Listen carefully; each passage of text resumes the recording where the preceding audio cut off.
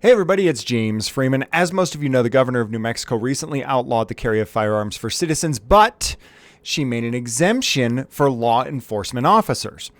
And I know most of you are thinking, well, of course she did, James. That's because law enforcement officers use firearms responsibly and never shoot or harm innocent people with them.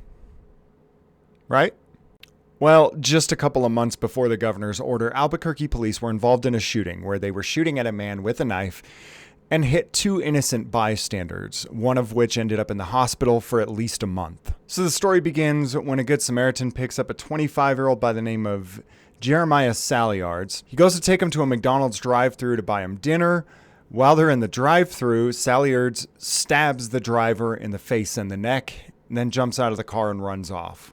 Police later find the suspect. They approach him. They wait until he approaches two innocent bystanders, and then they all start opening fire, hitting both the suspect and the two innocent bystanders.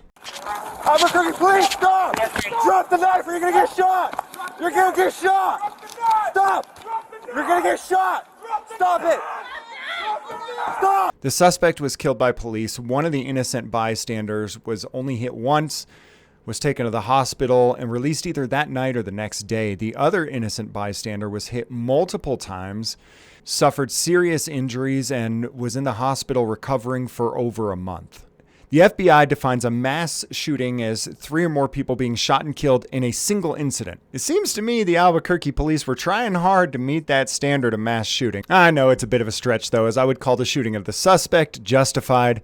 He already stabbed one person in the face and the neck, and he was approaching 2 more innocent people. I'd say that's a justified shooting, but there's still no excuse for shooting innocent bystanders. If you or I ever discharge our firearm, we are responsible for every single bullet that leaves that gun. Anyone and everyone who's had any kind of firearms training knows that you have to be not just aware of your target, but everything behind and around your target. If you don't have a clean shot, you don't take it. Anyways, after shooting a bunch of innocent people, the Albuquerque police approach and start handcuffing the innocent people that they shot. Let's walk up. We need to render aid to the innocent guy. Cuff him. Cuff him. Someone cuff him.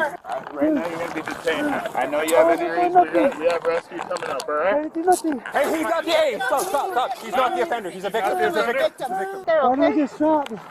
It's not your fault, man. I'm Not sorry. your fault. When Chief Medina was asked if his officers did anything wrong when they shot every single person in sight, he said he doesn't know.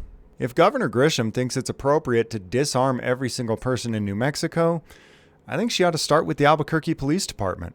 But that would require the people to recognize that their safety and security is their own duty. Now, if you live in the Albuquerque area, you already know that your minimum response time when you dial 911 is typically going to be about 20 minutes, and that's going to be on a priority 1 call.